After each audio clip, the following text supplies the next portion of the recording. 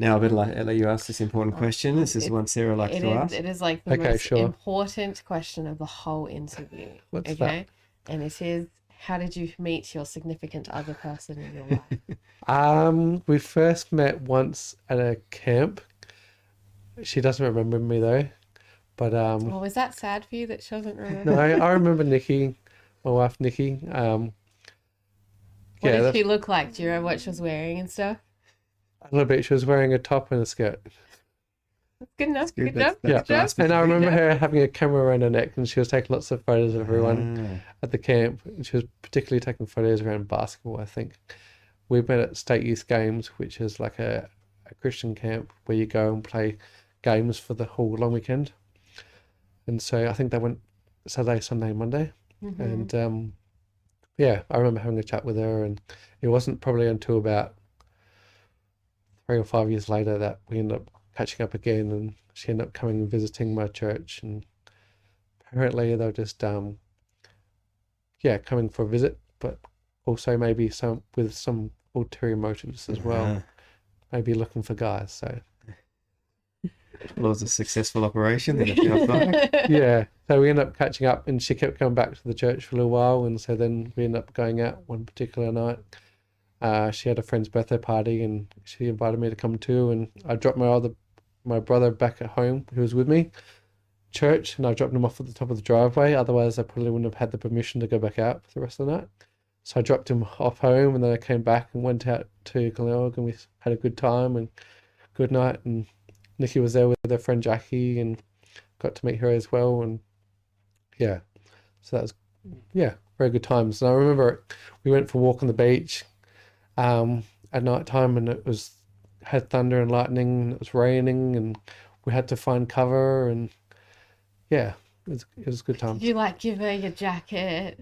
I might have. I'm not sure. Of course he did. Yeah. It's your story. Yeah. We'll get her info. I can't exactly remember that. Yeah, nice. I realized that we actually have a photo of something that you did straight after you met Nikki, who's now your wife, before you proposed to her.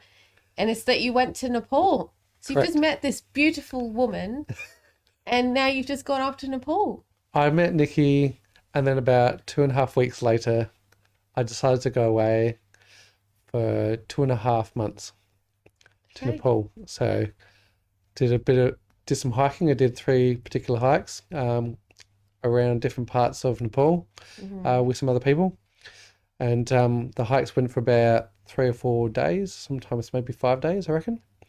And then I had one which lasted 12 or 13 days. Myself and a mate, Jono, we ended up doing Everest Base Camp and stuff together, and hiked up there, and yeah, that was a big experience. And we went in the middle of winter, so there wasn't many people going for hiking around that particular time of the year, and it's quite cold that particular time of the year as well. But in winter it doesn't snow. In the summertime it snows. So that's a different experience. Why as well. does it not snow in wintertime? Because the rain comes in the summertime, and so that turns into snow at Everest Base Camp. But in wintertime it's quite cold, but it doesn't have the snow. So it's a bit of the opposite to what we think it would be. So it was actually the paths to Everest Base Camp were quite clear. We had a little bit of snow, but it was just a sprinkle, and it was quite nice. Yeah. I love the picture. Not all our listeners will be able to see it, but it's not a picture of you hanging off of Everest, but it's of some locals. So we met some locals along the way. Yeah, it was great meeting other local kids and families as well. The kids had an interesting time looking at how a camera works and having the photograph taken for the first time. And I also met there's some Nepalese people, and there was some Tibetan people as well. We headed to a different direction on one of our particular trips, me and Jono did. And it was a pretty big trip. One of our people that we were hiking with ended up getting food poisoning, so he ended up staying behind with the family while me and Jono kept on going, and got there, and then we stayed there for one night in the middle between villages. And we camped out with half a thermarest each, and we had a sleeping bag each, and we shared the thermos head to head. So yeah, we did that at night time, and we thought it was safer than trying to go back in the middle of the night. So yeah. So you just hiked around, and at night time you just camped in the snow in a tent. We just camped in between towns, and there was no tent. There was just a sleeping bag and a thermarest. A thermarest is a pumped up air mattress that you sleep on, so it makes it a little bit more comfortable to sleep on than just sleeping on rock or mud. So yeah. Oh, there you go. Wow. So you mentioned that with the locals, they were interested in the camera.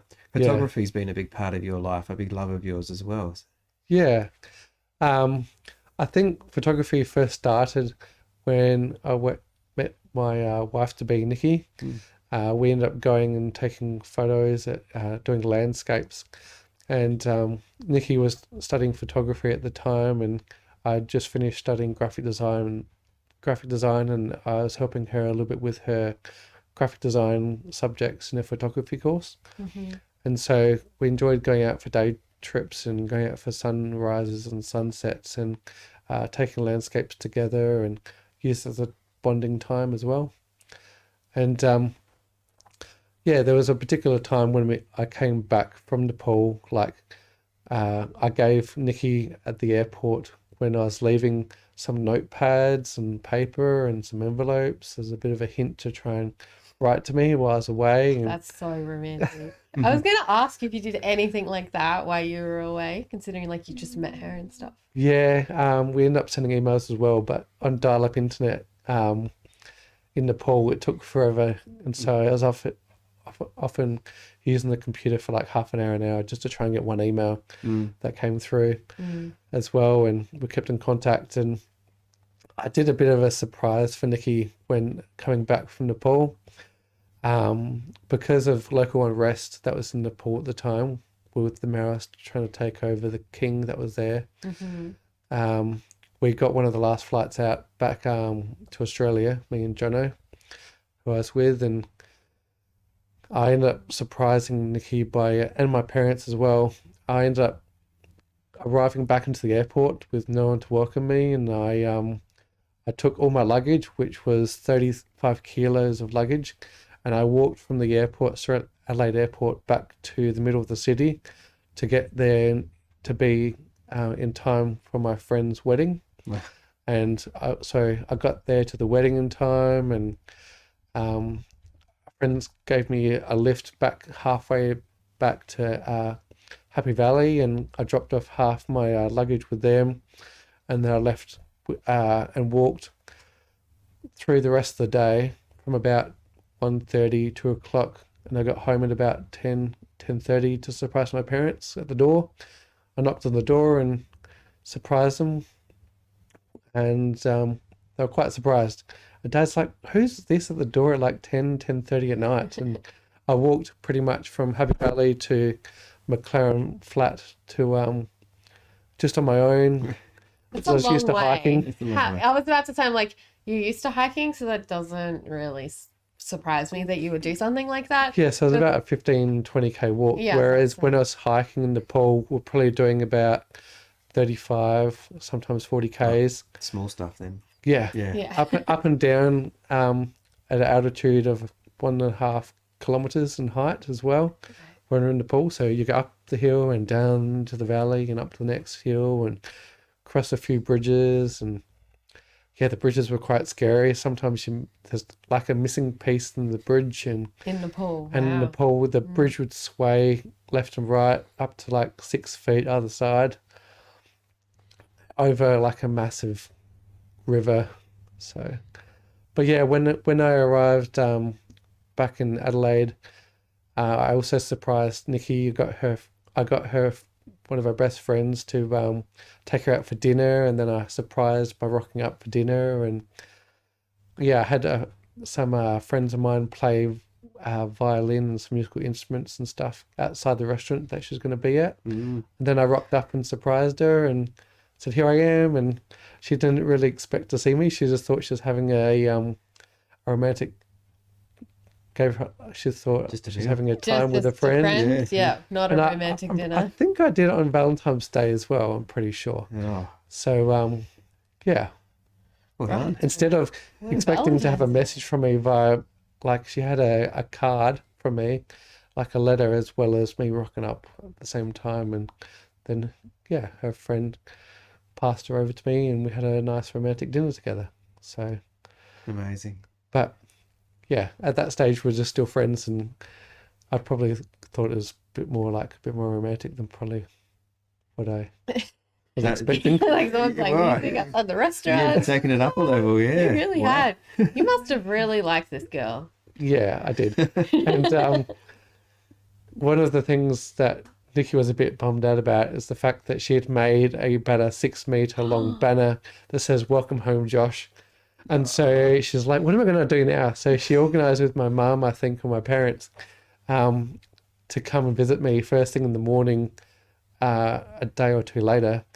And I woke up and I had a gourmet breakfast with like fruit and I think pancakes, and she really treated me to that. And she had the banner outside the front of the house, and I was quite taken back by the long banner that she had made for me, and I didn't really expect to see it. And so she's like, "I had to get you back for what you did to me with surprising me." So yeah, I think she'd already organised the banner before I even got back. So yeah.